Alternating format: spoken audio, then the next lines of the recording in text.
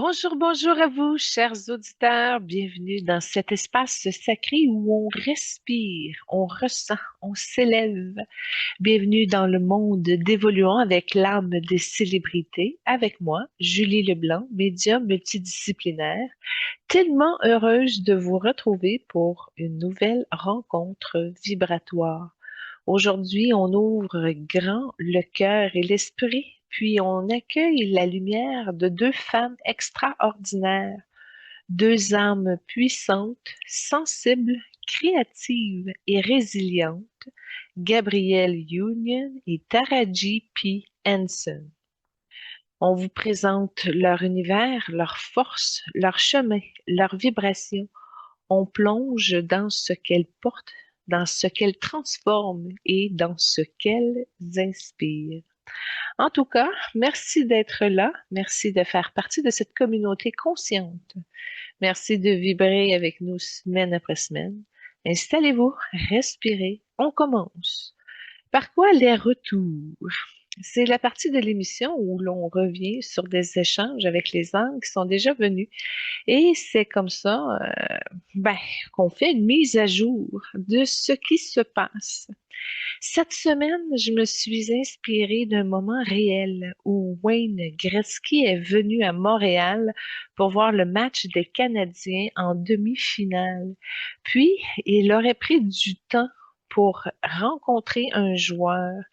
Il n'a pas eu tant d'informations qui ont été disponibles sur leur rencontre, mais j'ai été curieuse de savoir qu'est-ce que contenait cet échange. J'ai demandé si je pouvais avoir accès, évidemment. Quand on se déplace en énergie sur un momentum en particulier, ça ne ressemble pas à un mouchard comme de l'information matière.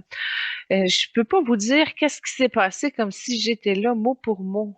Mais on peut voir l'énergie puis avoir de l'information comme une lecture intuitive du moment. Puis, comme le contact d'âme avec Wayne Gretzky avait déjà été établi, bien, on m'a dit oui. Wouhou!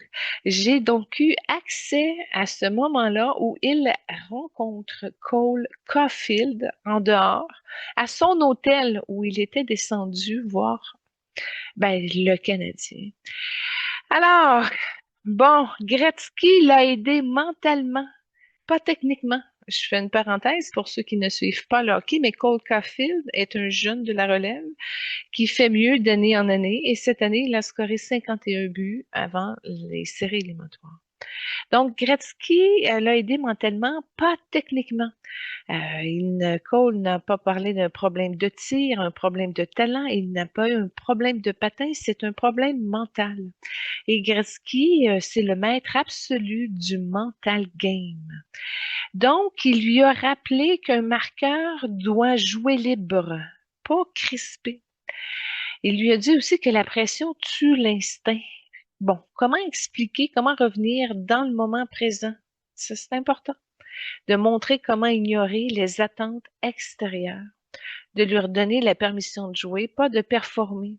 Gretzky, c'est un sage, il ne parle pas technique, il parle cerveau.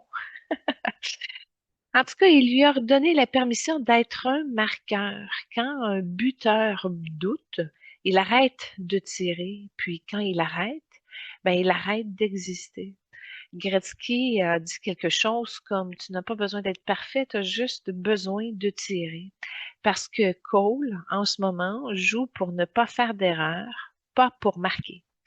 Gretzky a sûrement dit quelque chose de tire plus, tire tôt, tire sans réfléchir, tire même si ce n'est pas parfait, tire même si ce n'est pas le bon jeu.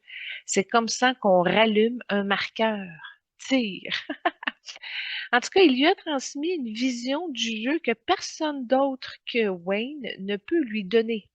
Gretzky voit le hockey comme un échiquier. Il voit les espaces avant qu'ils existent. Donc, où se placer, comment disparaître dans la défense, comment réapparaître au bon moment, comment créer son propre espace, comment manipuler un défenseur avec son corps.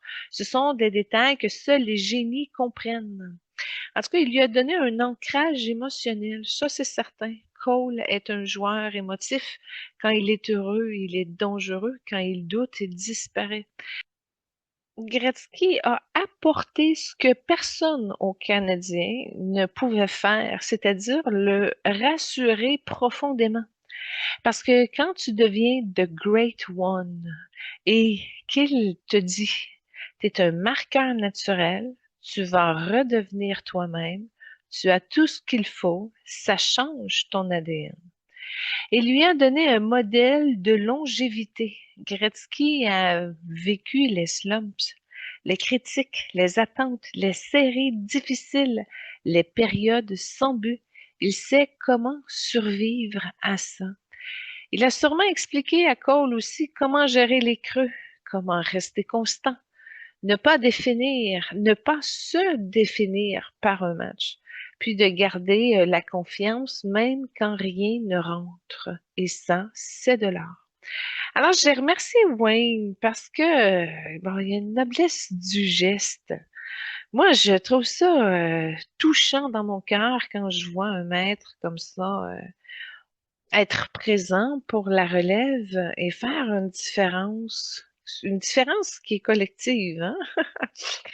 En tout cas, quand le plus grand de tous les temps prend un jeune sous son aile, c'est plus que du hockey, c'est de la sagesse, de la bienveillance, de la générosité, de l'humilité et de la transmission. C'est un homme qui n'a plus rien à prouver et qui choisit d'aider quelqu'un qui a encore tout à vivre. Je le reconnais dans sa beauté d'âme, derrière le geste. J'ai été touchée par sa bonté pure. Il n'y avait aucun intérêt personnel, aucun gain, aucune caméra, aucun contrat, juste un homme qui disait à un autre, je te vois, tu vaux plus que ton doute, et ça c'est rare, c'est précieux et c'est sacré. En tout cas, je suis sensible à la bonté authentique, celle qui n'entend rien en retour et qui rouvre toutes les portes de l'âme pour exister. Il y a de la guérison dans cette rencontre, ça c'est certain, parce que Cole était perdu, éteint, démoralisé, coupé de son instinct, et Gretzky lui a offert un réalignement, une ouverture, une puissance d'être et un retour à lui-même, juste par sa présence.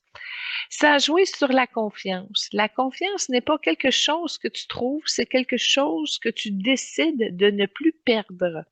La confiance n'est pas un état magique et qui apparaît quand tout va bien. C'est un choix intérieur répété même quand tu doutes. La confiance, c'est revenir à ce que tu sais déjà, te rappeler que tu as survécu à pire, te souvenir que ton talent ne disparaît jamais, il s'amplifie et d'accepter que tu n'as pas besoin d'être parfait, te tenir debout même quand tout tremble. La confiance n'est pas une émotion, c'est une posture et quand tu la choisis, même fragile, elle revient. Ça joue également sur la peur de décevoir. Tu ne peux pas décevoir quelqu'un qui voit ton humanité avant ta performance. Et ceux qui ne voient que ta performance ne méritent pas ton cœur. La peur de décevoir vient quand tu crois que ta valeur dépend de ce que tu fais, mais ta valeur est dans qui tu es, pas dans ce que tu livres. La peur de décevoir te contracte, te coupe de ton instinct, te fait jouer petit, te fait oublier ta lumière et t'amène à manquer de vision. La vérité, les gens qui t'aiment vraiment ne veulent pas que tu sois parfait, ils veulent que tu sois présent. Et ceux qui ne voient que ton résultat, ce ne sont pas ton public. Et puis, sur retrouver son instinct, l'instinct devient quand tu arrêtes de chercher la bonne décision et que tu recommences à sentir la bonne direction. Wayne continue, l'instinct n'est jamais perdu. Il est juste recouvert par la pression, la peur, le doute, l'analyse et le besoin de prouver. Pour retrouver son instinct, il suffit de respirer, de ralentir, de revenir dans ton corps, de revenir dans ton moment, de revenir dans ta joie naturelle, de revenir dans ton mouvement naturel. avec grâce. L'instinct, c'est ton âme qui joue, et ton âme ne se trompe jamais quand tu lui laisses la place. Donc, la confiance, un choix, pas un miracle. La peur de décevoir, elle disparaît quand tu te rappelles que ta valeur n'est pas dans ta performance. L'instinct, il revient quand tu arrêtes de réfléchir et que tu recommences à sentir. Être bon, ce n'est pas être parfait, c'est d'être vrai. Wayne poursuit que les gens confondent être bon avec ne jamais se tromper. Mais être bon, c'est être engagé, être présent, être vivant, être dans son instinct, être dans son cœur. La perfection, c'est froid. La bonté, c'est chaud. Et la performance vient toujours de la chaleur, jamais du froid. Être le meilleur n'a jamais été un objectif, c'est un résultat. Gretzky poursuit, tu ne deviens pas le meilleur en essayant d'être le meilleur. Tu deviens le meilleur en aimant ce que tu fais, répétant ce que tu aimes, jouant avec ton âme, restant humble, restant curieux et restant libre. Le meilleur n'est pas un titre, c'est une conséquence. Puis la performance n'est pas un examen, c'est un moment de vérité. La performance n'est pas là pour te juger, elle est là pour te révéler. Elle te montre où tu en es, ce que tu portes, ce que tu caches, ce que tu crains et ce que tu veux vraiment. La performance n'est pas un verdict, c'est un miroir. Et un miroir, ça sert à se voir, pas à se condamner. Et il poursuit, quand tu joues pour être bon, tu perds. Quand tu joues pour être toi, tu deviens excellent. Il dirait, quand tu veux être bon, tu te contractes, tu réfléchis trop, tu veux plaire, tu veux te prouver, tu veux te contrôler et tu te désorganises.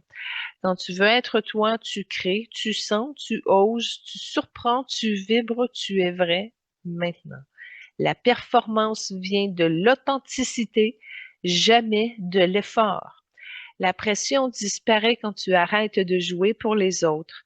La pression la plus lourde n'est pas celle du public, c'est celle que tu te mets toi-même. Quand tu joues pour ne pas décevoir, être aimé, être validé, être applaudi, on se coupe de son instinct. Mais quand on joue pour le plaisir, le mouvement, l'âme, le feu intérieur, la pression se dissout parce que tu reviens à toi. Quand tu as reçu beaucoup, tu dois redonner encore plus. Le talent ne t'appartient pas. Il t'est confié pour que tu le transmettes. Un grand joueur ne garde jamais sa lumière pour lui. Il sait que le hockey continue après lui, que la relève a besoin d'un phare. Un jeune peut se perdre dans la pression. Un mot juste peut changer une carrière. Un geste peut sauver un talent. La générosité, ce n'est pas un choix, c'est une responsabilité sacrée. Gretzky poursuit, j'aide la relève parce que je sais ce que c'est d'être jeune, seul et attendu. Quand tu es jeune et que tout le monde te regarde, tu crois que tu dois porter le monde sur tes épaules, mais personne ne t'apprend comment gérer la pression, survivre aux attentes, rester toi-même, garder ton instinct et protéger ton cœur. Alors le maître intervient, pas pour briller, pas pour être vu, mais pour empêcher un jeune de se perdre. Alors, la petite question, pourquoi Wayne est-il venu à Montréal? Et sa réponse m'a surprise, je dois vous avouer. Tout simplement parce que Montréal est un temple. Montréal, ce n'est pas une équipe, c'est une tradition, une mémoire, une vibration. C'est la passion, c'est l'histoire, c'est la pression, l'amour, l'exigence, la magie. Aider Montréal, ce n'est pas aider une franchise, c'est aider un sanctuaire du hockey. Et un maître respecte les sanctuaires. Je n'aide pas Montréal parce qu'ils en ont besoin. Je suis là parce qu'ils portent quelque chose de plus grand qu'eux. Montréal porte la ferveur, la tradition, la mémoire des grands, la passion des partisans et la beauté du jeu. Quand une équipe porte autant, elle mérite d'être soutenue, même par ceux qui ne lui doivent rien. La générosité, c'est l'héritage, et l'héritage, c'est ce qui reste quand la carrière est finie. Les records s'effacent, les statistiques se comparent, les trophées prennent de la poussière, mais ce qui reste, c'est les jeunes que tu as aidés, les carrières que tu as sauvées, les talents que tu as réveillés, les âmes que tu as révélées, les gestes que personne n'a vus. C'est ça l'héritage. La générosité du maître n'est pas un geste, c'est un devoir. Il aide la relève parce qu'il sait ce que c'est d'être jeune et seul. Il aide Cole parce qu'il reconnaît un marqueur qui doute. Il aide Montréal parce que Montréal est un temple du hockey. Il le transmet parce que transmettre, c'est ce qui reste quand tout le reste disparaît. L'échec révèle, la résilience ramène à soi. Et puis l'extérieur te teste, l'intérieur te transforme. Un maître aide ceux dont la lumière vacille. Puis un leadership silencieux, c'est de guider par la présence, pas par le bruit. Là, j'ai remarqué que j'avais des étoiles dans les yeux. J'ai dit, ouais, wow, c'est magnifique, merci, je t'encourage, c'est bien aimé, là, d'enrouler tout ça. Et il me dit, Julie, tu ne réalises pas encore l'ampleur de ce que tu construis. Alors là, j'ai saisi. Tu avances comme si c'était normal, mais ce que tu fais n'est pas normal, c'est exceptionnel. Tu portes des mondes, tu ouvres des portes, tu élèves des consciences, tu transformes des vies et tu le fais sans bruit, sans réclamer, sans chercher la lumière. Tu es une bâtisseuse silencieuse, une créatrice de trajectoire, une femme qui laisse derrière elle plus de lumière qu'elle n'en prend. Tu crois que tu avances seul, mais tu es accompagné. Tu crois que tu improvises, mais tu es guidé. Tu crois que tu fais juste ton travail, mais tu es en train de laisser un héritage. Continue. Pas parce que tu le dois, pas parce que les autres attendent. Continue parce que ce que tu fais est vrai, parce que ce que tu fais est nécessaire, parce que ce que tu fais est plus grand que toi et parce que le monde a besoin de femmes comme toi. Je t'offre une force intérieure que tu peux utiliser dans ton œuvre, ton émission, ton chemin, tes soins. Voici le flambeau du clairvoyant silencieux. C'est un symbole, c'est une image, c'est une énergie que tu peux porter. Il représente la vision qui voit plus loin que le moment. La sagesse qui ne cherche pas à être entendue, la force tranquille qui guide sans imposer, la lumière qui éclaire sans brûler, la constance qui ne vacille pas, la clarté qui traverse les doutes. Ce flambeau te donne la lucidité dans les moments de confusion, la stabilité dans les moments de pression, la confiance dans les moments de transition, la douceur dans les moments de fatigue, la hauteur dans les moments de turbulence. C'est un cadeau d'héritage, un cadeau de lignée, un cadeau de maître à maître. Tu peux l'utiliser avant une émission, une création, avant une décision ou un moment important. Quand tu doutes, quand tu portes trop, tu n'as qu'à te rappeler, je porte le flambeau du clairvoyant silencieux de Gretzky et ton énergie se replace. Alors voilà, Julie, ce message et ce cadeau, c'est toi qui les active. Là, je l'ai béni, sincèrement, dans toute ma volonté, ma bonté, mon talent. Pour sa précision, sa science et qui il est. Je dis, Wayne, toi qui as porté la lumière du jeu avec une élégance rare, qui a transformé un sport en art, qui a fait de la précision une poésie et de la bonté une force silencieuse, Wayne, je t'offre ma gratitude pour ta science du mouvement, pour ta vision qui voyait avant les autres, pour ton instinct qui ne s'est jamais éteint, pour ta générosité qui dépasse les frontières du temps et pour ta transmission que tu continues de distribuer au monde. Merci pour ce que tu as donné. Merci pour ce que tu continues d'inspirer, pour la manière dont tu soutiens la relève, non pas par devoir, mais par amour du jeu, par respect de la lignée, par fidélité à ce que tu as transmis. Que ta sagesse continue de circuler, que ton héritage continue d'élever, que ta lumière continue de guider ceux qui doutent, ceux qui cherchent et ceux qui portent un feu fragile, et que ton geste envers Cole Caulfield, ce geste pur, humble et immense, soit reconnu comme un acte de grâce. Je te bénis pour ta bonté, ton talent, ta précision, ta science, pour ce que tu apportes encore dans le silence, dans la mémoire, dans la transmission et dans l'invisible. Que ton héritage soit honoré, que ta lumière soit portée, que ta sagesse soit reçue et que la relève, touchée par tes nombreux gestes, marche désormais avec un peu plus de ton feu. Ah ah. Ouais, mais je quitte pas Wayne Gretzky tout de suite. Non, non, non. Nous poursuivons avec le retour numéro 2 avec notre fameuse table ronde céleste. Les âmes invitées viennent nous partager leur sagesse et je leur demande de me dire quels sont les enjeux mondiaux selon eux actuellement, ainsi que sont les solutions personnelles et collectives qu'ils proposent. Alors, là, je vais être honnête, je mettais 5 invités à la table ronde de Céleste. Mais si je fais ça aujourd'hui, d'en mettre 5, je me retrouve avec une émission de 2 heures.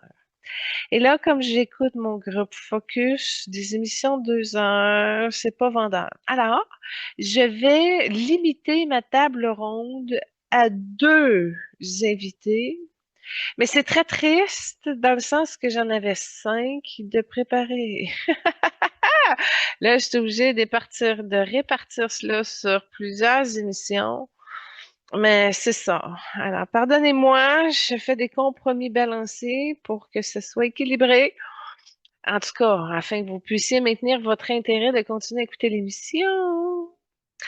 Alors, Wayne Gretzky, je dis, garde, en continuant, tant qu'à être bien branché et que c'est fluide dans l'échange, l'ouverture de la table ronde céleste. Alors, l'espace s'ouvre comme une vaste patinoire de lumière. Le sol n'est ni glace ni matière, c'est une surface vivante, translucide, qui respire doucement comme un océan figé. Une brise subtile qui traverse la table ronde, portant une vibration de calme, de maîtrise et de précision. Une trajectoire parfaite, fluide et silencieuse, comme si l'espace lui-même s'écartait pour lui permettre de passer. Son énergie est claire, stable, humble, pas de grands éclats, pas de grands tonnerres, ni de spectacle, juste une présence qui impose le respect par sa simplicité. Il s'approche de la table, léger sourire en coin, et au moment où il prend place, une onde douce se répand dans le cercle. C'est une onde de maîtrise, de vision et de bienveillance. Il incline légèrement la tête comme un homme qui n'a jamais eu besoin de prouver quoi que ce soit. Et il commence. Merci de m'accueillir ici. Je viens avec humilité, gratitude et avec le désir de partager ce que j'ai compris du monde, du jeu et de l'humain. Il pose ses mains sur la table et son énergie devient plus précise, comme un laser doux. Alors, selon l'âme de Wayne Gretzky, le premier enjeu est la perte de simplicité.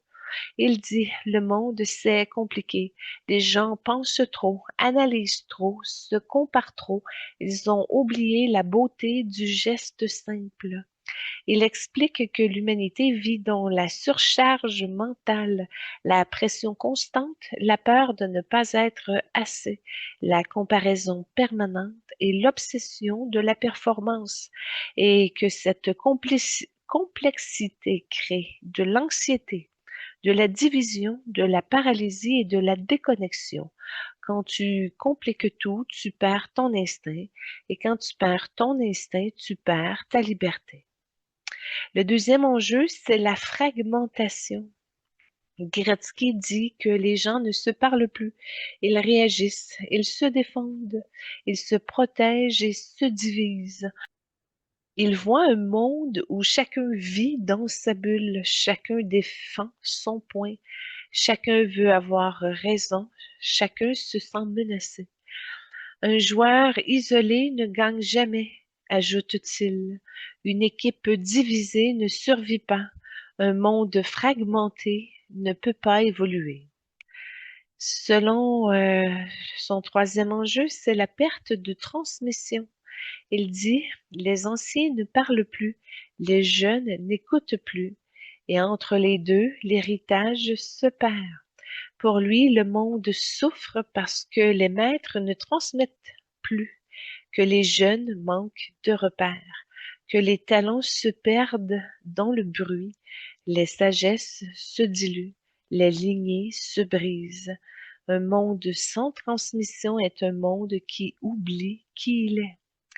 Au niveau des solutions personnelles, il propose de revenir à la simplicité. Il dit quand tu ne sais plus quoi faire, fais ce que tu sais faire. Quand tu es perdu, reviens à ton geste le plus simple. Quand tu doutes, reviens à ton souffle. La simplicité libère, clarifie, recentre, apaise, reconnecte. La simplicité n'est pas un manque d'ambition, c'est un retour à l'essentiel. Il parle également de cultiver la présence. Wayne dit que le monde vit dans le passé et dans le futur. Très peu vivent dans le moment. Et pourtant, c'est un seul endroit où tu peux agir. La présence dissout la peur, calme la pression, réveille l'instinct, ouvre la créativité, ramène la vérité. Quand tu es présent, tu deviens précis. Et quand tu es précis, tu deviens puissant. Honore ton rythme comme solution. Il dit le monde va vite, même ton âme, elle va à son rythme. Et si tu forces, tu te brises. Il invite à chacun de ralentir, respirer, écouter, respecter ses cycles, respecter ses limites. Le rythme juste, c'est celui qui te garde vivant et fonctionnel. Au niveau des solutions collectives, Wayne Gretzky propose de recréer des équipes. Le monde n'a pas besoin de héros, il a besoin d'équipes. Il explique que la collaboration est une clé, que l'écoute et l'entraide sont les bases, que la solidarité est une force et que la diversité est une richesse. Une équipe, ce n'est pas des gens qui pensent pareil, c'est des gens qui avancent ensemble. Il parle de rouvrir les espaces de transmission, que les anciens doivent parler, que les jeunes doivent écouter, et les deux doivent se respecter.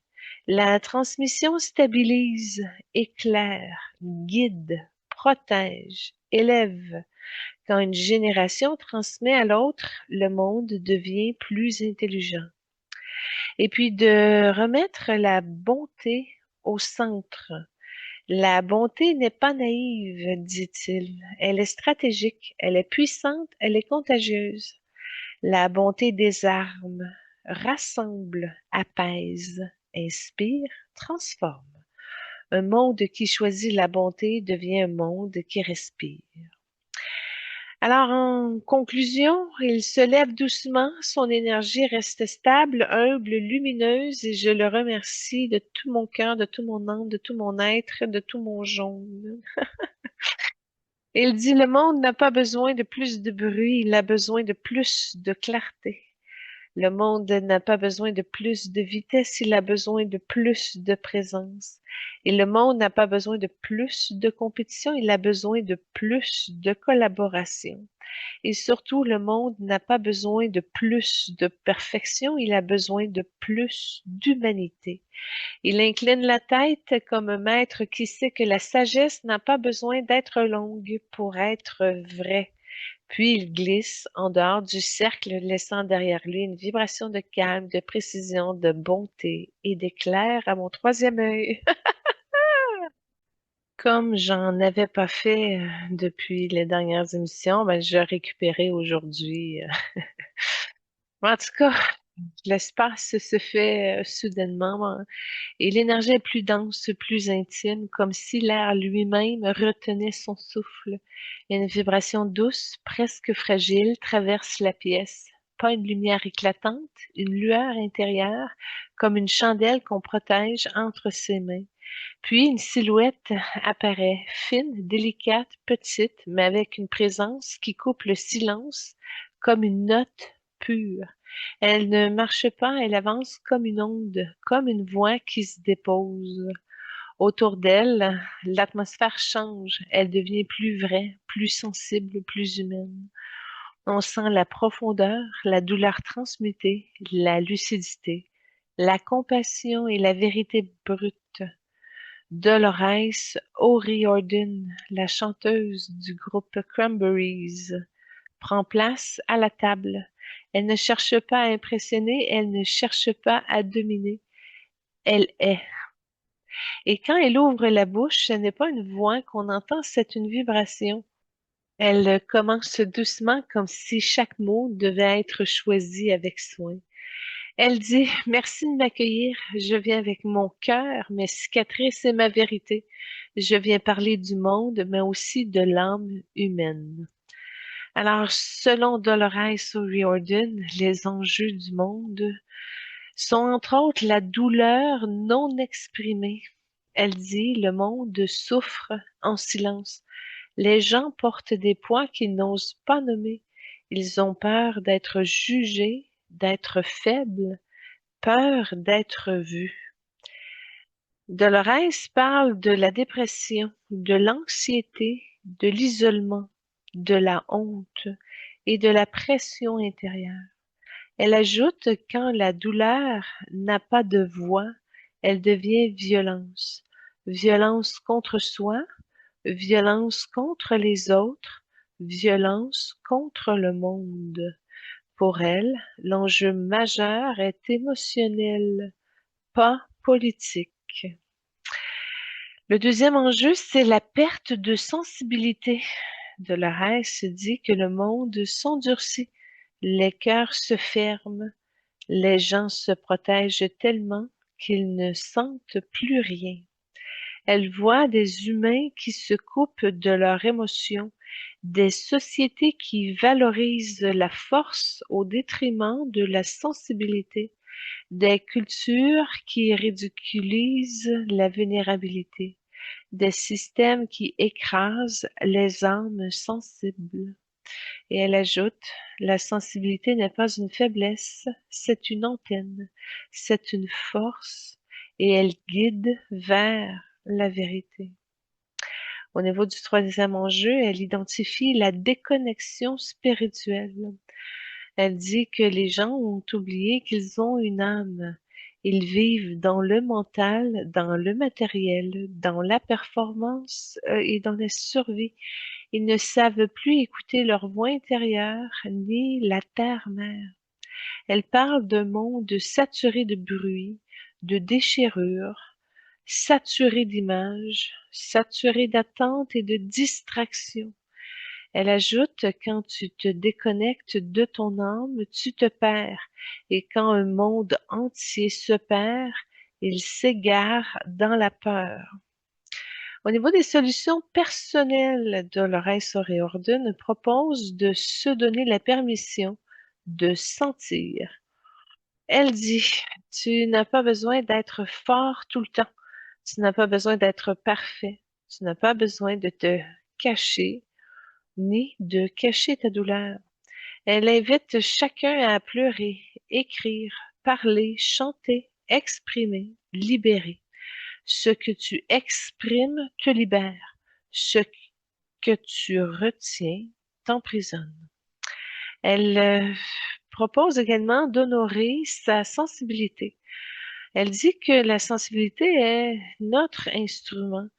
C'est ce qui nous permet de ressentir le monde, de comprendre les autres, de créer et d'aimer. Elle explique que la sensibilité guide, la sensibilité protège, révèle, guérit. Elle dit: ne t'excuse jamais d'être sensible, c'est ta plus grande force et ta vérité. Elle parle également de revenir à son âme. Elle dit que ton âme sait. Elle sait ce qui est juste, vrai et où tu dois aller. Elle propose la méditation, la solitude, la nature, la musique, l'écriture, la prière intérieure, de prendre un bain. Quand tu écoutes ton âme, tu retrouves ton chemin. Elle parle également de solutions collectives. Elle propose de créer des espaces où les gens peuvent être vrais. Elle dit que le monde a besoin de lieux où l'on peut parler sans masque, sans jugement, sans peur. Elle parle de cercles, de communautés, de groupes de soutien, d'espaces artistiques, d'espaces spirituels. Quand les gens peuvent être vrais ensemble, ils guérissent ensemble. De ramener la compassion au centre, que la compassion est la médecine du monde.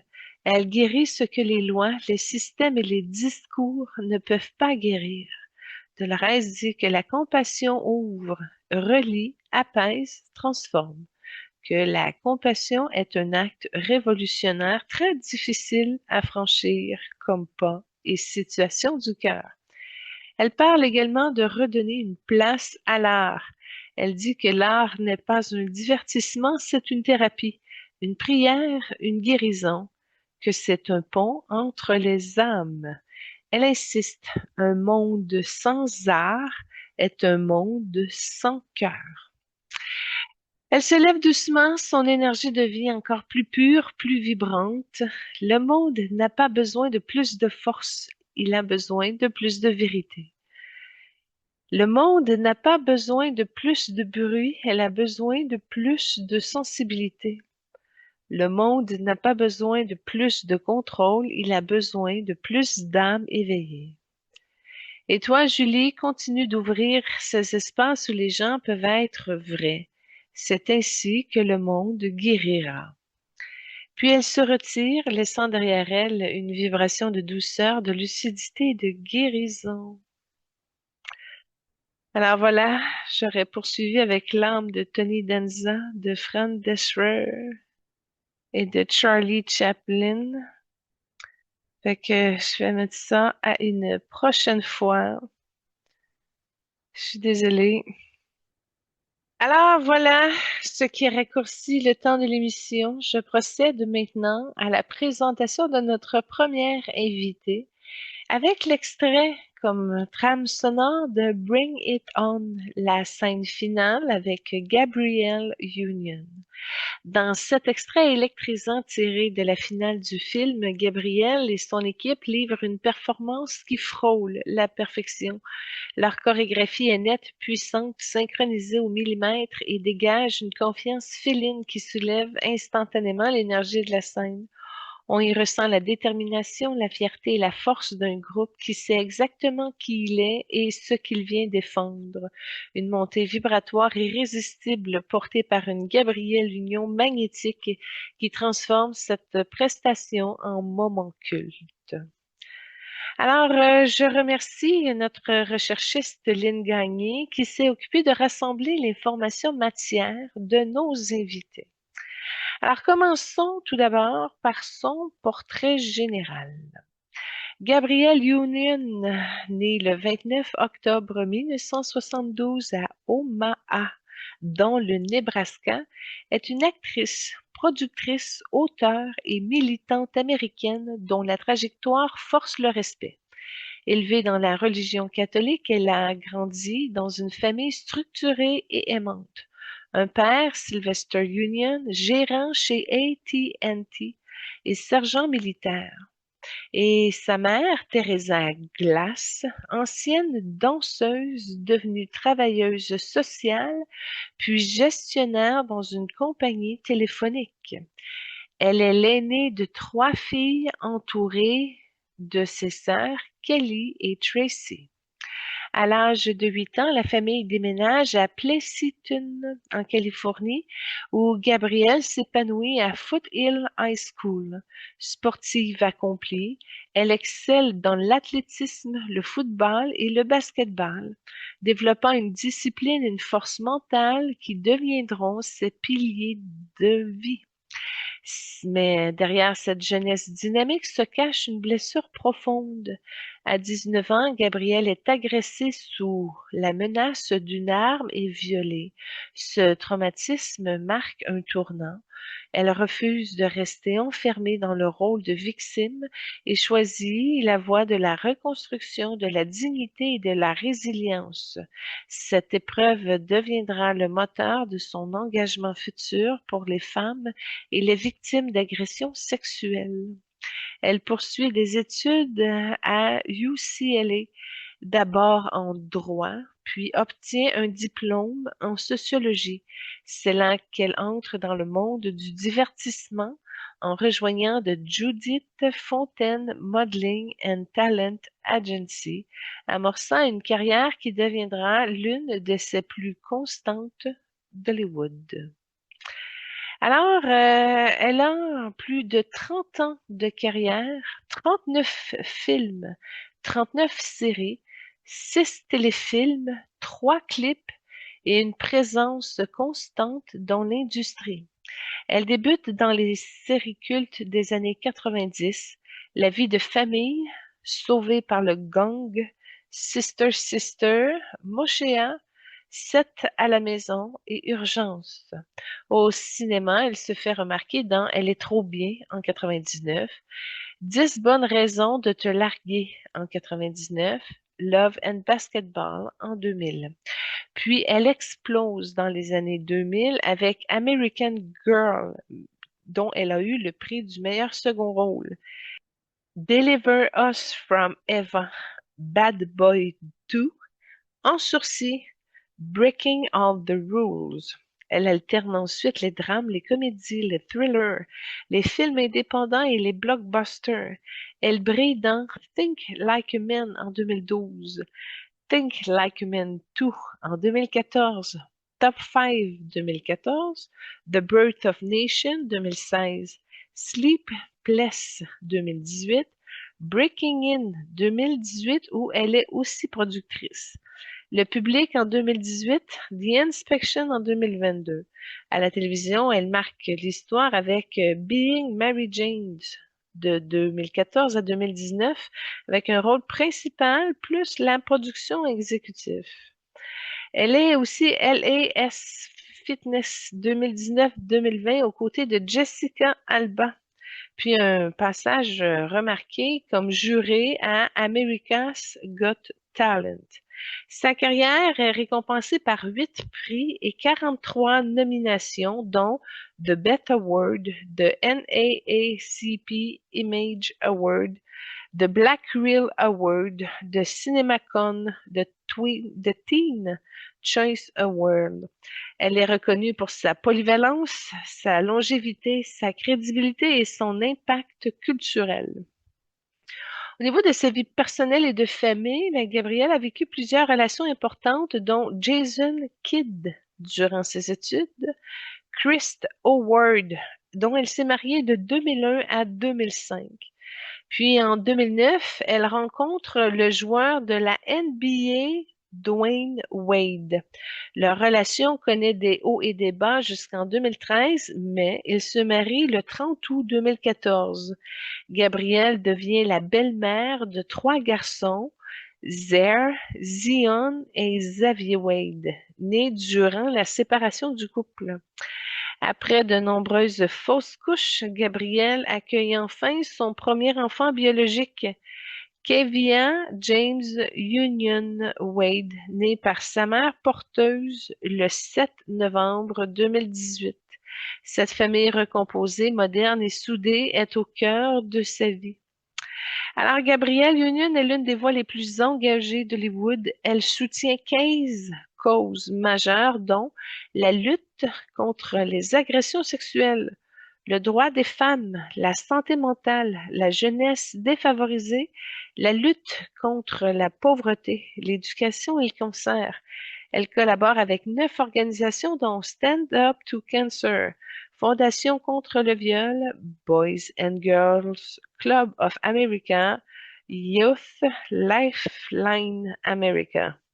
Elle prend position dans les affaires publiques comme Trayvon Martin et défend les victimes d'agressions sexuelles comme l'adolescente Jada.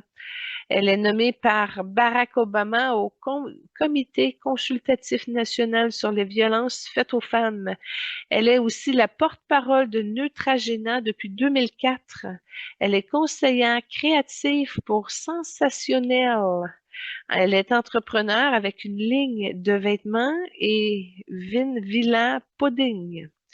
Elle est auteure du livre We Are Going to Need More Vine. Elle possède une fortune estimée à 40 millions de dollars. Elle mesure 1,71 m, mais sa véritable grandeur ne se mesure pas en chiffres. Elle se mesure en courage, résilience, leadership, vérité, engagement, amour et capacité à transformer ses blessures en force. Gabrielle Union est une femme qui a traversé l'ombre et qui a choisi la lumière. Une femme qui se tient debout, qui parle vrai, qui protège, qui élève et qui inspire. Une femme complète, artiste, mère, épouse, militante, entrepreneure, survivante. Elle incarne la force féminine moderne, celle qui guérit, qui crée, qui s'affirme, qui aime et qui transforme. Gabrielle Union est une âme qui nous rappelle que la puissance naît souvent des sacrifices et que la beauté la plus profonde est celle que l'on reconstruit soi-même. Alors, je vous parlais tantôt justement qu'elle avait fait un truc avec Jessica Alba que j'ai bien hâte de faire, je vous l'admets. J'ai dit ça quand on a fait Mike Myers aussi, mais en tout cas, à venir.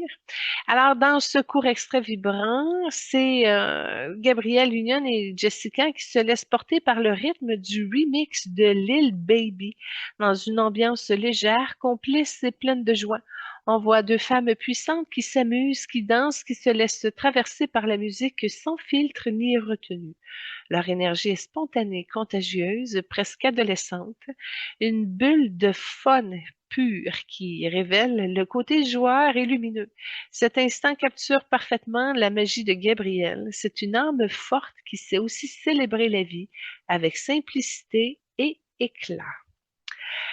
Alors, bon, maintenant, elle est née le 29 octobre 72, donc c'est une scorpion dans toute sa profondeur, dans toute sa vérité, sa transformation que ce signe porte. Donc, c'est un signe des survivants, des alchimistes, des êtres qui traversent l'ombre pour en faire de la lumière, et chez elle, ça se manifeste par une capacité à renaître après les traumatismes, une intensité rare émotionnelle, une intuition très fine, un besoin viscéral de vérité et une force intérieure presque indestructible. Elle ne joue pas la vie, elle la vit en profondeur.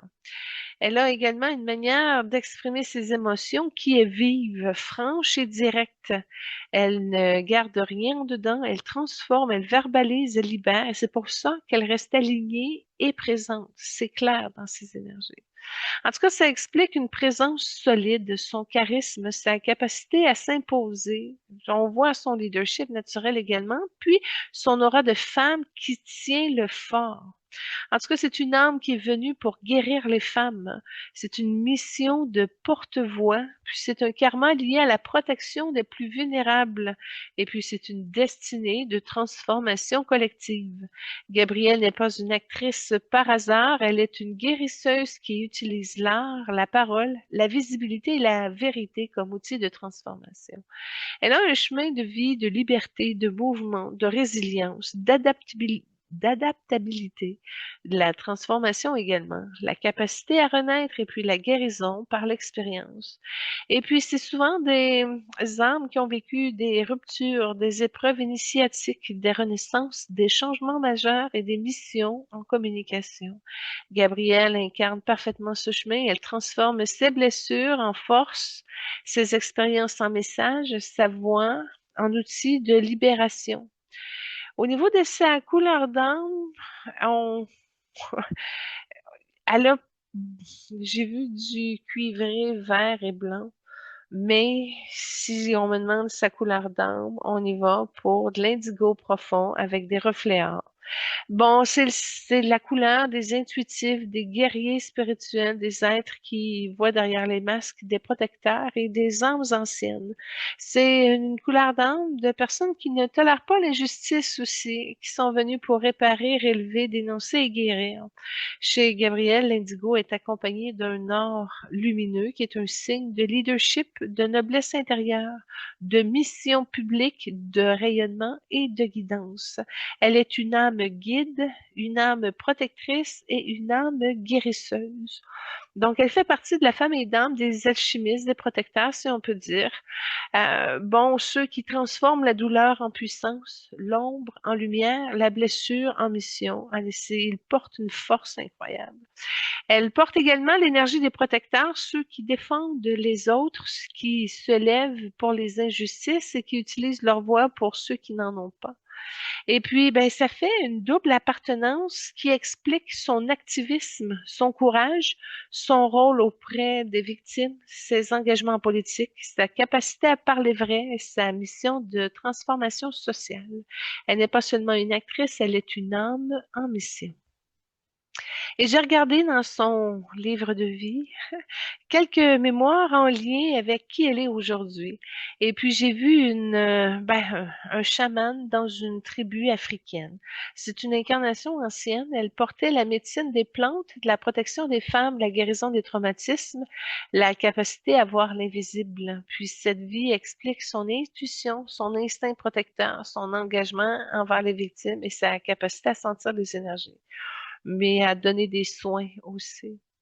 Et c'est une femme, dans une autre incarnation, j'ai vu une femme de cour en Europe où elle était réduite au silence. C'était vraiment une incarnation karmique où elle avait une grande intelligence, une forte personnalité, mais l'interdiction de parler, l'obligation de se conformer, une vie où sa voix a été étouffée. Puis ça explique aujourd'hui pourquoi elle parle haut et fort, pourquoi elle refuse l'injustice, qu'elle défend les femmes et qu'elle ne tolère pas les silences imposés. Elle est venue récupérer sa voix. Et j'ai vu dans ces dernières incarnations une militante des droits civiques aux États-Unis. Elle portait justement la lutte, la justice, la défense des minorités, la protection des jeunes, la dénonciation des violences. Puis, s'il y avait aussi un combat avec l'esclavage. Puis, dans cette incarnation-ci, ben, ça explique un peu son engagement politique, son soutien à Barack Obama, sa sensibilité aux violences raciales, son rôle dans les mouvements sociaux. Elle continue aujourd'hui ce qu'elle a commencé dans cette vie-là. Donc, Gabrielle Lunen est une âme ancienne, guerrière, alchimiste, venue pour transformer, guérir, protéger, dénoncer, éclairer et inspirer. Elle porte la force du scorpion, de la sagesse de l'indigo, la noblesse de l'or, la mission des protecteurs, la mémoire des guérisseuses et la voix retrouvée des femmes réduites au silence. Elle est une femme qui transmute, qui élève et qui répare. Euh, je dirais qui guide aussi. Je vous présente la prochaine trame sonore, A Love Story, qui est un tribute pour Gabrielle Union et Dwayne Wade. C'est un montage tendre et vibrant. En passant, son mariage est sur YouTube. Je vous ai pas mis ça. Mais Gabrielle dévoile sa love story avec Dwayne comme un film en mouvement, rempli de rire, de voyage, de complicité et de résilience. Chaque image respire l'admiration mutuelle, la douceur et la force d'un couple qui a choisi de grandir ensemble, main dans la main, malgré les tempêtes et sous les projecteurs. La musique enveloppe leurs moments intimes comme une déclaration silencieuse. Deux âmes qui se reconnaissent, qui se soutiennent et qui transforment leur quotidien en célébration d'amour authentique. Un hommage lumineux à l'union, à leur famille et à la beauté d'aimer avec intention. Poursuivons avec la rencontre d'âmes. Gabrielle ne se présente pas en force, elle se présente en présence et surtout agréablement curieuse. C'est une présence profonde, stable, ancrée comme une femme qui a traversé les tempêtes et qui a appris à marcher avec le vent plutôt que contre lui. Je la vois s'approcher avec sa lumière indigo or, une lumière qui dit: «Je suis là, je suis vraie, je suis entière». Son âme me regarde avec une douceur ferme, une douceur qui a connu la douleur, mais qui a choisi la guérison. Et déjà, je sens que cette rencontre va être puissante. Suite à une vision que j'ai vue dans ses énergies, j'ai offert de mettre mes mains énergétiques au niveau de son plexus solaire. Puis, c'est un ancien poids, une mémoire de devoir être forte tout le temps, pour tout le monde, qui s'est enlevée. Et puis, ça a été changé par une lumière dorée, chaude et enveloppante, qui lui a dit aussi en même temps: «Tu peux te déposer, respirer. Tu peux être porté, toi aussi». Ça a enlevé de la rigidité dans ses os. Ça a touché une mémoire où elle a dû dire stop à son père et ça lui a permis de respecter son espace de vie. Donc, ça l'a aidé finalement à libérer de la pression, une charge mentale, le doute, la suspicion, la cruauté mentale et envers les animaux. Ça a libéré de la rage et de la colère. Elle a ramené la mémoire où elle était un doux et petit oiseau joyeux dans son expérience de vie. On a travaillé également à libérer la responsabilité émotionnelle qu'elle porte pour les autres et une décharge émotionnelle pour revenir à elle, afin d'équilibrer les désordres hormonaux et alimentaires. Puis la fatigue de toujours avoir, de devoir être la voix forte et de vider la fatigue physique. Et ça s'est évacué par les racines. En tout cas, ça c'est devenu un espace où elle peut être femme, pas une guerrière. Et puis, il y a eu de l'espoir à sa gorge pour ne plus forcer et réparer à partir de sa splendeur. Et elle a, vu quelque chose aussi dans mes énergies.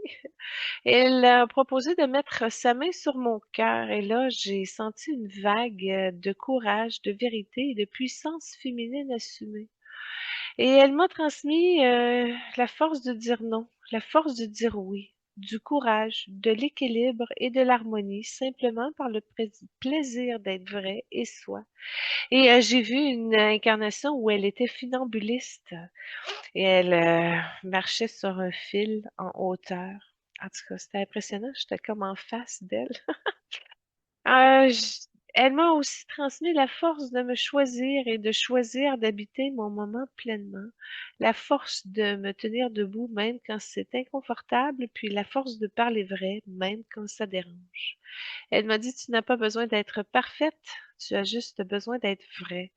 C'est, en tout cas, ça s'est réparé à ma gorge et réaligné à mon hypothalamus. J'ai eu un meilleur ancrage dans ma vision argentée et ça a réparé ma cheville gauche, qui était en délicatesse un peu énergétiquement. J'ai reçu un message à ma cervicale atlas et l'axis. Puis, ça a libéré, mon canal au 10e chakra. J'ai sorti, du mal de mon côté gauche, puis ça a même, évacué dans ma partie multidimensionnelle. Alors, je lui ai tendu une petite flamme blanche, pure et stable, une flamme de repos intérieur qui illumine la gorge et éclaircit la vision, une flamme qui ne brûle pas, elle apaise. Elle lui permettra d'être accompagnée d'un guide félin majestueux qui lui apportera la vigilance. Mais cette flamme est pour rester centrée dans qui elle est déjà, se recentrer plus facilement et plus rapidement instinctivement si elle débarque, se reposer de tout comme une paix intérieure, se reconnecter à sa douceur, à son être vrai et pur durablement, puis se rappeler qu'elle n'a plus rien à prouver, juste à être là. Et puis cette flamme lui dit, tu peux être forte sans être en guerre, tu peux être en paix, même en étant vrai. Gabriel m'a échangé un miroir d'obsidienne, un miroir qui ne reflète pas mon visage, mais ma vérité. C'est un miroir qui montre ma puissance, ma mission, ce que j'ai à relever dans mes énergies, ma lumière, ma capacité à guider et à transformer. Elle dit, regarde-toi comme je te vois, regarde-toi comme ton âme te voit. Ce miroir est un outil d'évolution, un rappel que ma lumière ne doit jamais être diminuée pour rassurer les autres. Ça m'a offert une connexion sur des danseurs actuels avec qui elle s'entraîne pour que je me modernise dans mes codages de danseur. Il y a une forme de maturité, de la robustesse et un sentiment d'avoir bien travaillé. Et pour vous, chers auditeurs, si vous voulez avoir ma flamme blanche ou son miroir d'obsidienne, ou même ce soin, vous n'avez juste à verbaliser à votre âme que vous avez envie de prendre ces cadeaux et que si c'est bon pour votre évolution, de les intégrer. Et voilà, c'est ça quand nos âmes choisissent. Et c'est alors que j'ai invité Gabrielle si elle voulait déposer quelque chose au niveau de la table ronde. Et puis elle s'est avancée vers la table avec une présence calme, solide et ancrée. Elle pose ses mains sur la surface lumineuse et son énergie indigo or se stabilise comme une flamme qui ne vacille pas. Elle dit, merci de m'accueillir. Je viens avec mon histoire, avec mes cicatrices et avec ma force. Je viens avec le désir de partager ce que j'ai compris de la guérison, de la vérité et de la dignité humaine. Là, son énergie devient plus dense, plus précise, comme si elle parlait depuis un endroit très ancien en elle. Les enjeux mondiaux, selon Gabrielle Union, le premier, c'est la normalisation de la douleur. Le monde s'est habitué à souffrir, les gens pensent que c'est normal d'être épuisé, brisé, silencieux et on survit. Ils portent des blessures comme si c'était leur identité. Elles voient une humanité qui banalise le trauma, qui minimise ses émotions, qui se coupent de leur corps, de leur vérité et de leur sensibilité. Elle ajoute, quand tu t'habitues à la douleur, tu oublies que tu mérites la paix. Et un monde qui oublie la paix devient un monde qui se durcit. Le deuxième enjeu, c'est la déconnexion du corps. Elle dit les gens vivent dans leur tête, ils pensent, ils analysent, ils anticipent, mais ils ne ressentent plus. Elle voit des corps contractés, des systèmes nerveux en surcharge, des hormones déréglées, des émotions refoulées, des instincts étouffés. Elle ajoute, quand tu n'habites plus ton corps, tu n'habites plus ta vie, et quand tu n'habites plus ta vie, tu deviens manipulable et brisable. Le troisième enjeu, c'est la perte de souveraineté émotionnelle. Gabrielle Union dit que les gens donnent leur pouvoir à tout, aux opinions, aux réseaux sociaux, aux blessures des autres, aux attentes du monde. Elle voit des identités fragiles, des cœurs dépendants, des âmes qui s'excusent d'exister, des humains qui se suradaptent pour être aimés. Elle conclut que quand tu ne sais plus qui tu es, tu deviens ce que les autres veulent que tu sois. Et ça, c'est la plus grande perte de liberté. Au niveau des solutions personnelles, elle propose de revenir dans son corps. Elle dit, respire, bouge, ressens, reviens dans ta chair, reviens dans ton ventre, reviens dans ton cœur. Elle dit que le corps dit la vérité, montre les limites, révèle les besoins, protège l'âme et guide la guérison.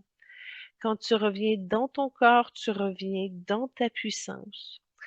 Elle parle également d'honorer la vérité, même si vous tremblez. Tu n'as pas besoin d'être parfait, tu as besoin d'être vrai, parce que la vérité libère, aligne, clarifie, protège et guérit. Ta vérité n'a pas besoin d'être forte, elle a besoin d'être sincère. Et elle suggère aussi de déposer ce qui ne vous appartient pas. Elle dit, quand tu n'es pas responsable des émotions des autres, tu n'es pas responsable de leur guérison, tu n'es pas responsable de leur regard. Elle invite chacun à rendre les poids, à rendre les attentes, à rendre les projections et à rendre les rôles imposés. Et elle ajoute, tu n'es pas un conteneur pour la douleur du monde, tu es un canal pour la lumière. Et au niveau des solutions collectives qu'elle propose, dont entre autres de normaliser la guérison, elle dit parler de vos blessures, de vos émotions, de vos limites, de vos besoins. La guérison doit devenir un langage, une culture, une habitude et une priorité. Un monde qui guérit ensemble devient un monde plus humain. Elle propose également de protéger les plus vulnérables, les femmes, les enfants, les minorités, les âmes sensibles, les voix étouffées. Puis elle ajoute que la force n'est pas dans la domination, elle est dans la protection. Elle parle également de ramener la dignité au centre. Gabrielle dit que la dignité, c'est la base de tout. Sans dignité, il n'y a pas de paix. Sans dignité, il n'y a pas de justice. Sans dignité, il n'y a pas d'humanité. Elle invite le monde à respecter leur corps, les histoires, les limites, la différence. La dignité est un acte d'amour, de courage et de vérité, ajoute-t-elle. Gabrielle Union se lève doucement, son énergie devient encore plus claire, plus droite et plus lumineuse. Elle dit, le monde n'a pas besoin de plus de force, il y a un besoin de plus de douceur. Le monde n'a pas besoin de plus de bruit, il a besoin de plus de vérité. Le monde n'a pas besoin de contrôle, elle a besoin de souveraineté intérieure. Et surtout, le monde n'a pas besoin de plus de façade, il a besoin de plus d'âmes éveillées et bienveillantes. Elle incline la tête avec cette dignité qui la caractérise et elle laisse derrière elle une vibration de guérison, de vérité, d'authenticité et de force féminine assumée. Alors, je me tiens devant elle, les mains ouvertes, le cœur grand, et je lui dis, Gabrielle, pour tout ce que tu as traversé, pour tout ce que tu as transformé, pour tout ce que tu portes et ce que tu offres, je te bénis. Je te bénis pour ta voix, ta vérité, ta lumière, ta mission, ta beauté énergétique, saine et rafraîchissante. Que ton cœur soit doux, que ton cœur soit porté, que ta force soit honorée, que ta guérison continue. Merci d'être une femme qui se tient debout. Merci d'être une femme qui éclaire, qui guérit et une âme qui inspire par la présence. Tadam! Voilà ce qui fait le tour de notre magnifique échange entre Gabrielle Union, son âme, et la mienne. Enchaînons avec notre prochaine âme invitée. Et pour ce faire, je vous présente la première trame sonore pour Taraji P. Henson. Dans cette performance explosive de Lip Sync Battle, Taraji P. Henson se glisse dans l'énergie brute de Michael Jackson avec une intensité qui surprend et qui ravit. Sur le rythme iconique de Beat It, elle incarne une version féline, audacieuse et totalement assumée du King of Pop. Son jeu de scène est électrique, des gestes précis, une attitude de rebelle, un regard qui définit la salle entière. Taraji ne fait pas qu'imiter, elle réinterprète, elle possède la scène, elle transforme ce classique en un moment de pur feu, une démonstration de charisme, de puissance féminine et de maîtrise artistique qui rappelle pourquoi elle est une force incontournable. Alors, commençons le parcours de sa vie. Taraji Panda Henson est née le 11 septembre 1970 à Washington, D.C.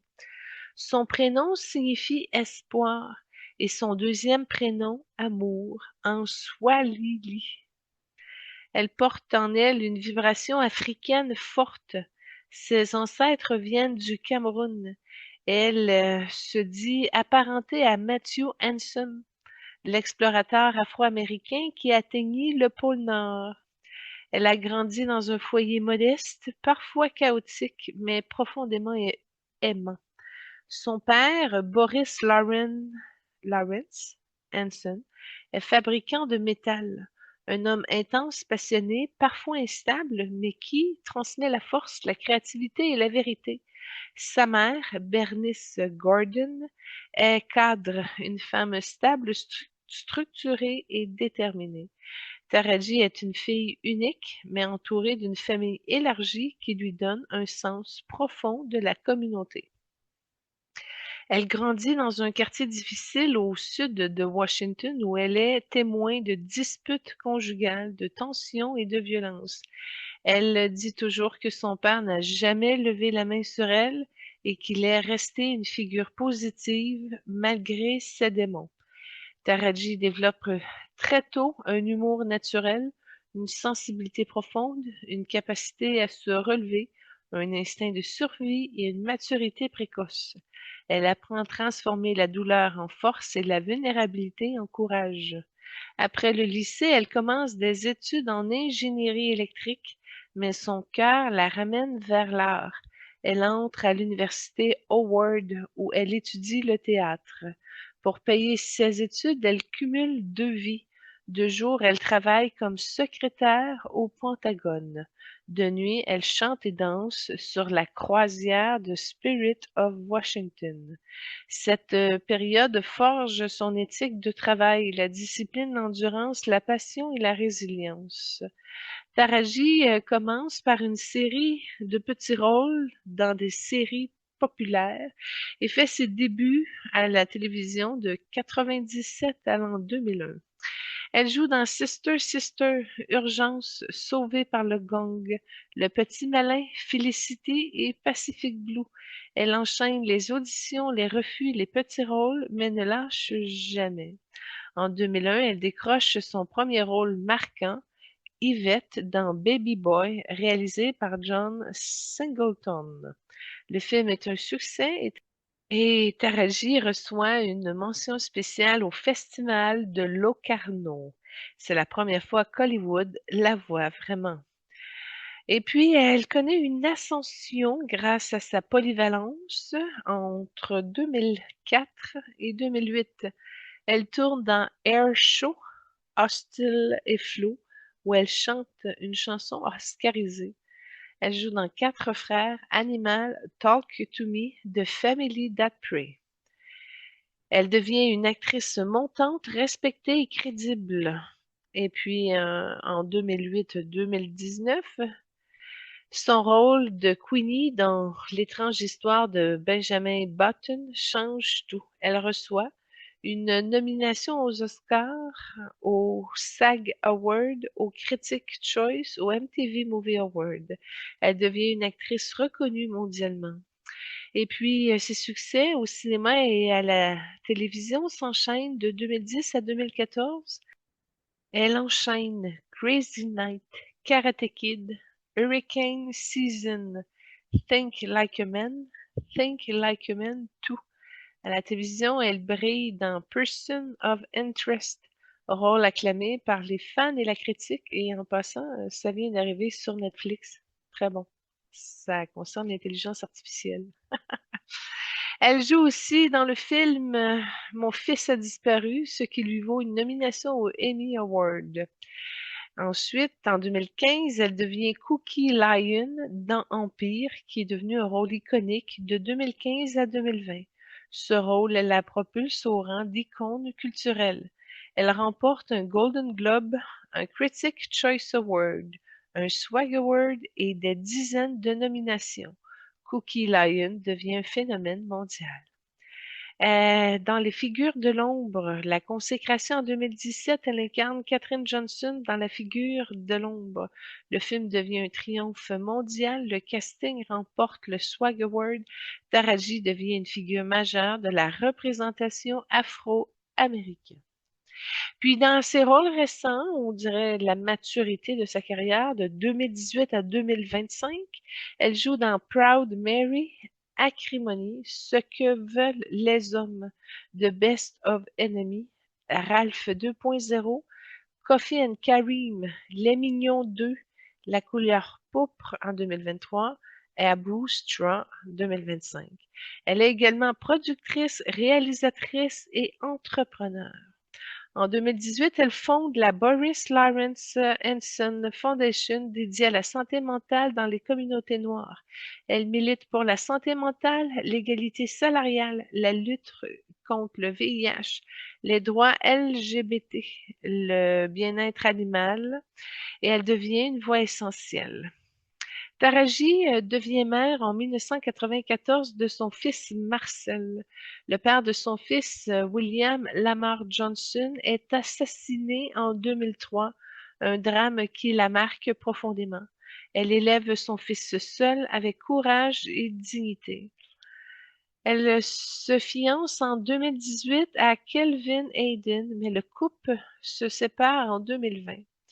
Elle publie également ses mémoires Around the Way Girl, où elle parle de violences conjugales, d'inégalités salariales, de son enfance difficile et de son ascension.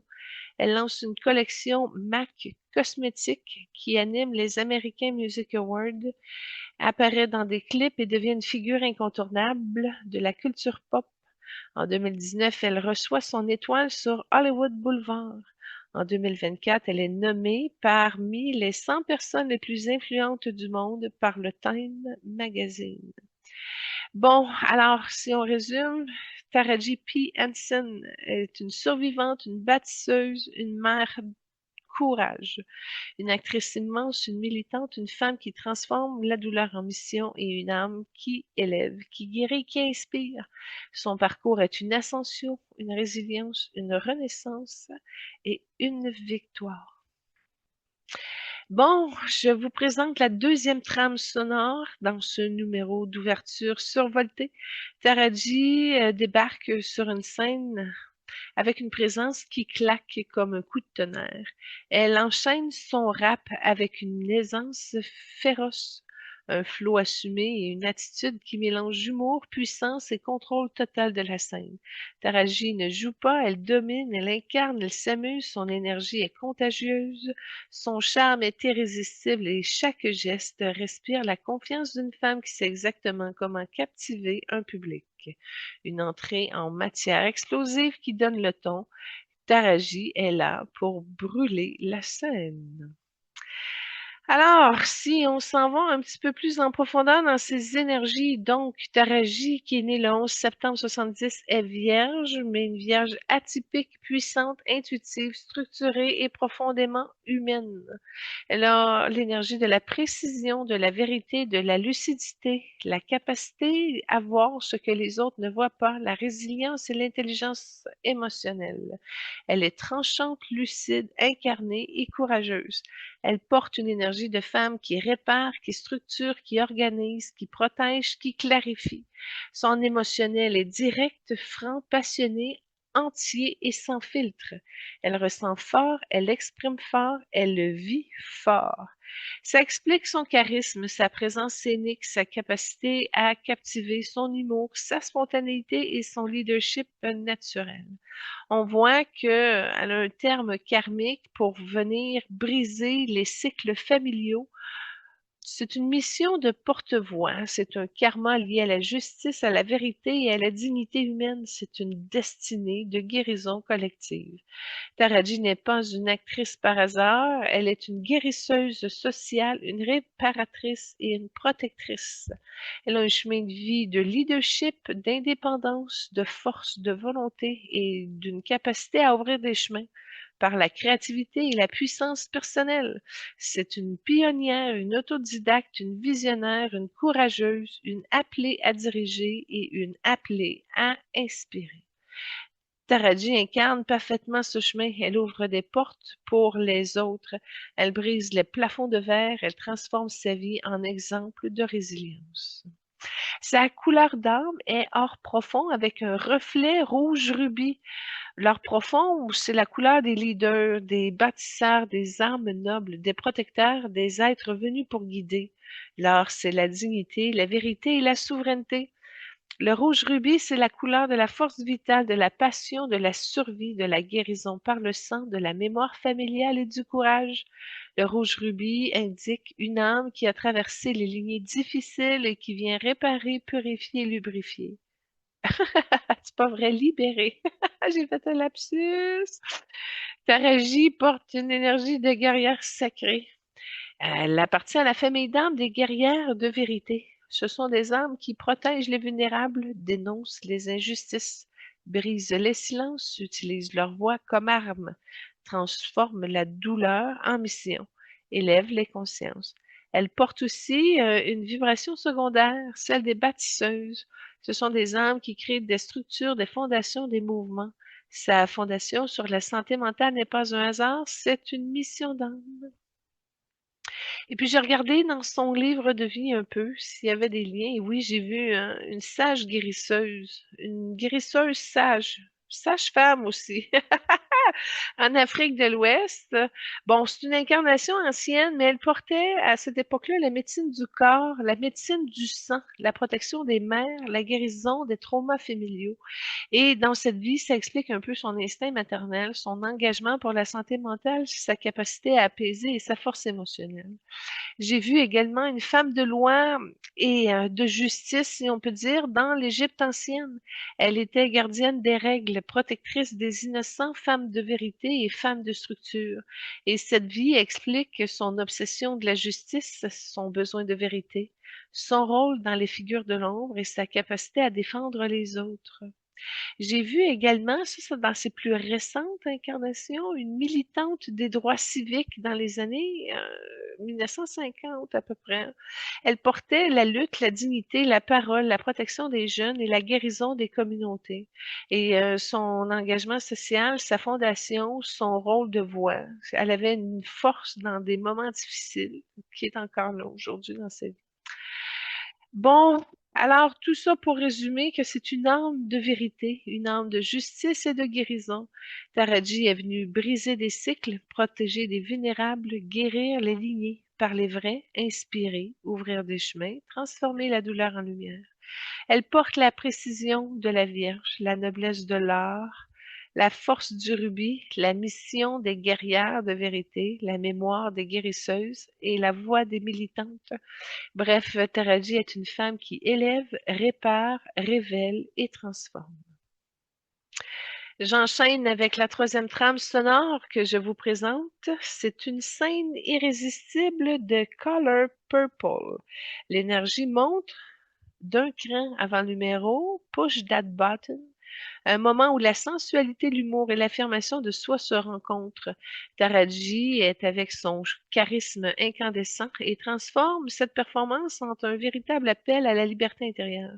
Le rythme est chaud, le jeu est audacieux et chaque geste respire la confiance d'une femme qui connaît sa valeur et qui n'a pas peur de la réclamer. C'est un passage vibrant, théâtral, jubilatoire, qui célèbre le désir, la puissance féminine et la joie de s'assumer pleinement. Et puis, bon, l'arrivée de son âme, la rencontre, c'est pas dans la même énergie que Gabriel. Taraji arrive franche, directe, présente, avec une vibration qui dit: je suis là, je suis vraie et je suis prête. Son énergie or profond, traversée de rouge rubis, comme une femme qui a survécu à plusieurs vies dans une seule. Elle avance avec une dignité tranquille, une force qui ne cherche pas à impressionner, mais qui s'impose naturellement. Elle s'approche avec une lumière chaude, presque terrestre, comme une braise vivante. Elle me regarde avec une intensité douce, une intensité qui a connu la douleur, la perte, la renaissance et qui a choisi la vérité. Je sens déjà que cette rencontre va être incroyablement réparatrice. Et bon, j'ai remarqué un petit peu de choses dans cette énergie, dont un clapet fermé au niveau de son thymus. Il y avait un chemin de travers au niveau de sa gorge. et etc. Alors, je lui ai offert si je pouvais poser mes mains énergétiques au niveau de son plexus solaire, entre autres, son thymus. Et immédiatement, ça a été des tensions, des mémoires lourdes et anciennes qui se sont évaporées, si je peux dire. Ça a libéré comme le devoir de tenir debout pour tout le monde, de devoir être forte même quand elle est brisée, de devoir performer quand son cœur saignait, de devoir survivre dans un monde qui ne lui laissait aucun répit. Puis j'ai vu, hein, elle dormait dans son auto, elle habitait dans son auto avant d'avoir une vie, une carrière qui roule. En tout cas, elle a été vraiment hyper courageuse. Elle a vraiment joué le tout pour le tout. En tout cas, fait que je lui ai envoyé une belle lumière blanche, or chaude et enveloppante pour qu'elle puisse se déposer, respirer et même être portée. J'ai senti que c'était dans un cadeau dans le même genre que Gabriel aussi. C'est la thématique du jour avec nos invités, ça a l'air. Mais en tout cas, s'il y a une rigidité qui a quitté ses épaules, une mémoire de fatigue qui s'est dissous, un poids familial qui s'est décroché, des mémoires qui ont été débarquées de ses yeux, de sa vision. Puis, ça a été vraiment une pression intérieure qui s'est relâchée, comme là, fou, ça avait désamorcé d'un coup. Puis ça l'a aidé aussi à libérer la charge mentale, la responsabilité émotionnelle qu'elle porte pour les autres, la fatigue de devoir être la voix forte, la mémoire de survie qui a tenu trop longtemps, puis les déséquilibres hormonaux liés au stress chronique, à la colère silencieuse accumulée dans sa cage thoracique, puis qui pouvait, dans des forts moments, lui faire violence. Fait que tout ça a été rehaussé. Il y a eu aussi de la guérison qui s'est portée au niveau de son, son trauma en lien avec son mari. Ça a travaillé au niveau du cœur, ça a dégagé des choses. Elle faisait encore des cauchemars, c'est encore vif comme sujet. Fait que là, au moins, ça a été refermé, réparé, illuminé. Elle va avoir déjà beaucoup moins de tension. Puis aussi, on a libéré une mémoire en lien avec son père, une mémoire d'amour intense, mais aussi chaotique. Ça a réparé l'amour de la douleur pour qu'elle puisse garder l'un sans porter l'autre. Puis ça s'est ouvert à sa gorge pour qu'elle n'ait plus besoin de forcer, de crier, de se battre pour être entendue. Ça a été un espace où elle peut être femme, pas seulement guerrière. Et oui, comme je dis, il y a des similitudes. Et en retour, elle a proposé de porter la main sur mon cœur et j'ai senti une force, une vague de force, de vérité, de présence et de souveraineté. Elle m'a transmis la force de d'être sans culpabilité, de porter mes convictions avec honneur et vérité, la capacité de choisir en soutenant le début de la vie. C'est particulier, c'est comme si elle a mis en valeur mon don de pouvoir partir d'une semence puis d'amener la création à prendre en autonomie. En tout cas, c'est pour aider à parler vrai, à habiter ma vie, à se tenir debout, même quand c'est inconfortable. Donc, c'est une vie antérieure que j'ai vue où elle marchait sur des braises et elle me montre comment marcher sans me brûler. J'ai trouvé ça particulier qu'elle ait ce don-là. Puis elle m'a dit, tu n'as pas besoin d'être parfaite, c'est juste d'être parfaitement alignée avec la matière, le moment et l'espace. Donc, c'est une phrase qui a descendu dans mon corps, puis comme un réalignement. Puis j'ai senti, ben, ma gorge se réparer, ma vision aussi, mes yeux se redresser, mon système nerveux se calmer. Et puis, ça travaillait sous mes pieds, en dessous de mon chakra plantaire, si on peut dire.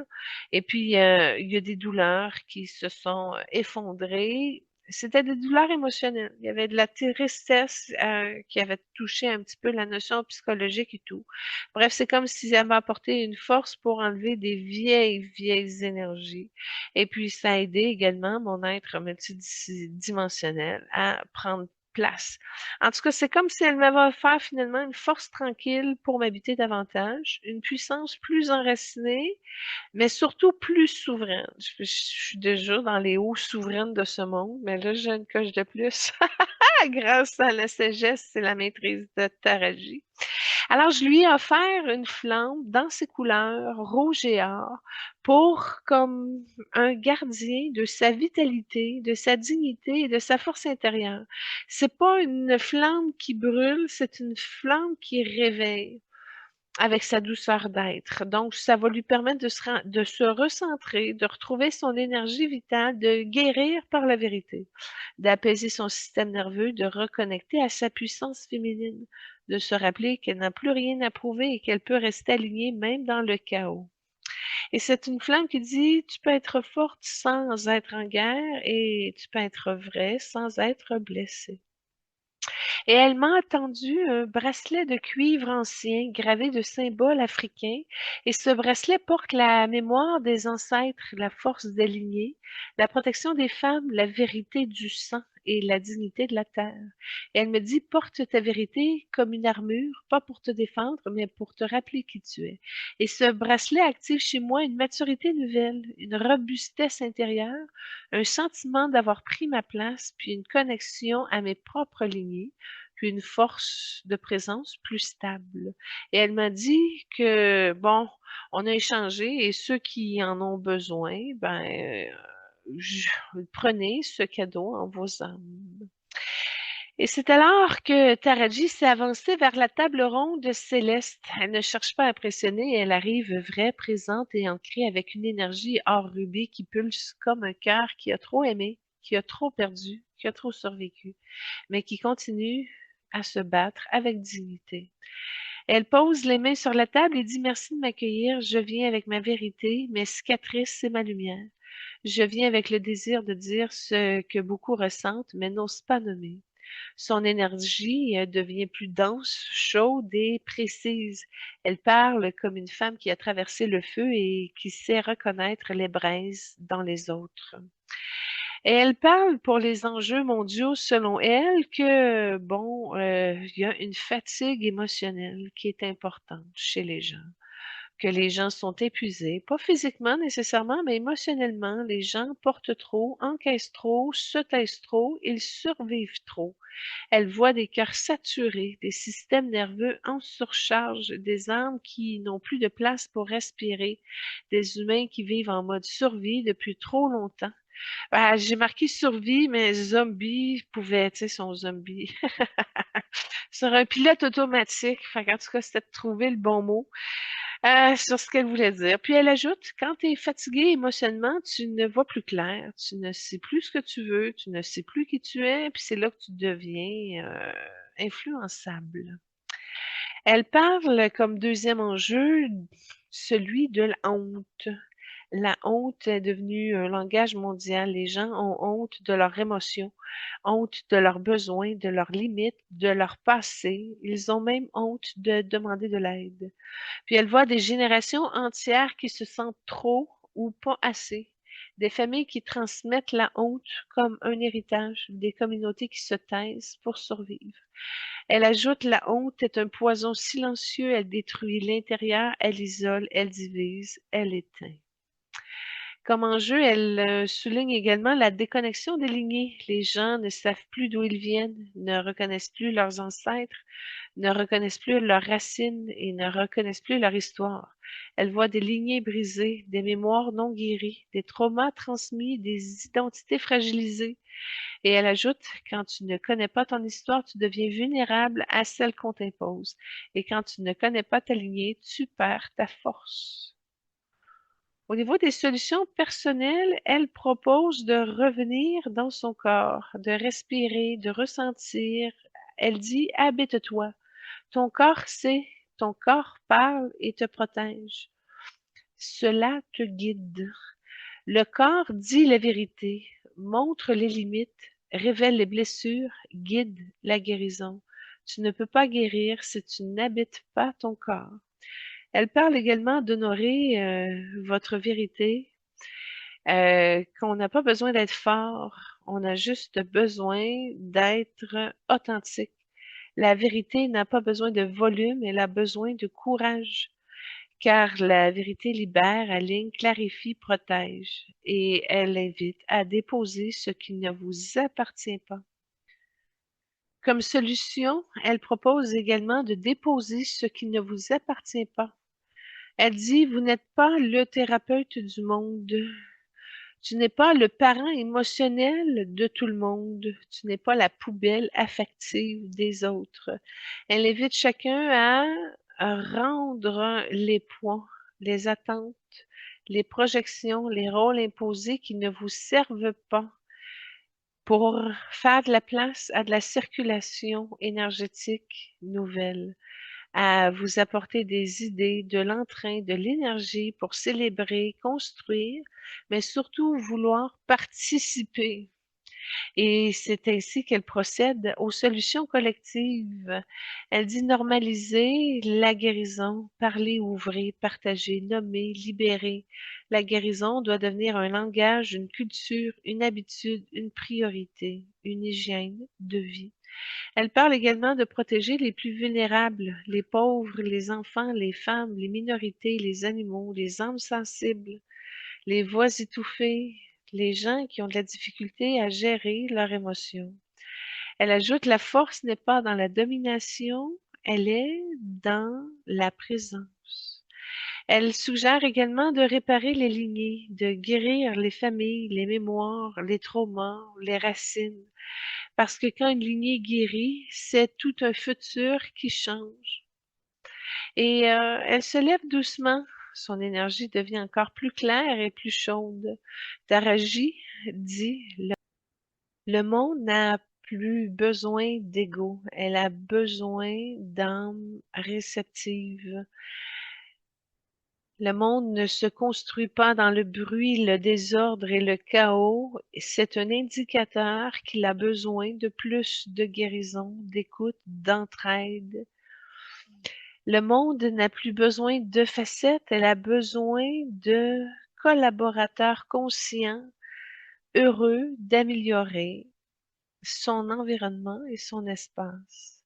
Et surtout, le monde n'a pas besoin de plus de survie, il a besoin de plus de vie. Elle incline la tête et laisse derrière elle une vibration de dignité, de force, de vérité et de guérison profonde. Alors, je lui dis, Taraji, je te bénis pour ta vérité, ta force, ta dignité, ton courage et ta lumière qui ne s'excuse jamais. Je bénis la femme, la mère, la guerrière, la guérisseuse, la femme en deuil de son mari, l'âme que tu es. Que ton chemin soit doux, que ton cœur soit porté, que ta lumière continue d'élever. Merci d'être une femme qui transforme, une âme qui inspire, et je t'honore. Alors voilà, mes chers auditeurs conscients, on arrive à la fin de cette émission vibrante, profonde et puissante. Merci d'avoir voyagé avec Gabriel et Taraji. Comme vous voyez, il y a quand même des liens qui se croisent. C'est peut-être pas pour rien non plus qu'elles ont travaillé ensemble. Merci à toute votre équipe. Merci à notre recherchiste, à ceux qui rendent cette émission vivante semaine après semaine. Merci d'avoir laissé vos cœurs s'ouvrir, vos âmes respirer et vos vérités se déposer. Et vous qui écoutez, qui vibrez, qui évoluez avec nous, ben, il y a maintenant plusieurs plateformes où nous retrouver. L'émission est maintenant disponible sur Spotify, Amazon Music, Apple Music, Google Podcast, YouTube, YouTube Music et Facebook. Mais je tiens à préciser, sauf pour Facebook et YouTube, dans les podcasts, vous allez voir qu'il manque à peu près 10 secondes au début de chaque émission, c'est silence. C'est parce que dans la version YouTube, il y a attention, ce contenu n'est pas approuvé par la personnalité de nos invités. Là, il y a ma carte d'affaires avec mes coordonnées et tout. Ce qu'on voit pas quand c'est converti en MP3. Bon. Fait que je suis désolée, je vais essayer de trouver une solution partout. Et pour vous donner des nouvelles, bon, j'ai eu encore une semaine très, très intense parce que là, dans la construction de tous ces mondes-là, je suis rendue à créer des reels qui, à tous les jours, seront diffusés vers 6-7 heures le soir sur YouTube et Instagram avec une pensée quotidienne de perles de sagesse des âmes qui sont venues dans le cadre, des 333 âmes pour évoluer. Nos 4 ans qu'on vient de commencer sur cette note de regroupement de sagesse collective. Alors, il y a un nouveau produit qui va en découler. Je vais faire un genre d'agenda avec une vedette par jour et sa sagesse. Fait que je suis là-dessus en ce moment. J'ai même été un peu fâchée de dire, ah, juste, il faut que je fasse l'émission de la semaine. Fait que ça m'a sorti de mon projet. Mais en tout cas, je suis pas mal avancée. Je travaille fort, en tout cas, je construis beaucoup, mais c'est ça, quand tu crées une œuvre, c'est la base du futur que c'est en train d'améliorer. Alors, regarde, je suis dedans, je suis là, je peux, je le fais, j'avance. Alors, merci de venir liker, vous abonner, partager vos épisodes préférés sur vos réseaux. Votre présence, votre soutien, vos partages, ça change tout. Oui, ça m'encourage moi. Bon, fait qu'abonnez-vous à l'émission, partagez un épisode, voilà. Et puis, ben, j'ai des services. Si vous voulez aller plus loin, je suis disponible pour des consultations privées pour vous accompagner dans votre souveraineté intérieure, dans votre autonomie énergétique, dans votre autonomie spirituelle, dans vos libérations et guérisons, dans votre alignement et dans votre évolution. J'ai des outils, des enseignements, des pratiques pour vous aider à revenir à qui vous êtes vraiment et devenir une meilleure personne pour vous-même et pour ceux que vous aimez. Alors, prenez une consultation, découvrez mes outils, des méditations guidées, des séries ateliers. Et puis, ben, la semaine prochaine, on continue à monter ce concept-là avec l'émission d'Hélène Desgeneres et de Richard Chamberlain. Un coup de cœur de notre recherchiste. Moi, je ne le connaissais pas, mais notre recherchiste, elle l'aime beaucoup. Fait que je dis, OK, on va le faire. Alors voilà, ça va venir. Je vous bénis, chers auditeurs. Soyez portés, soyez vrais, soyez vous-même. On se trouve vendredi prochain midi pour une nouvelle émission d'Évoluons avec l'âme des célébrités. Namasté. Allez, au revoir. Au plaisir.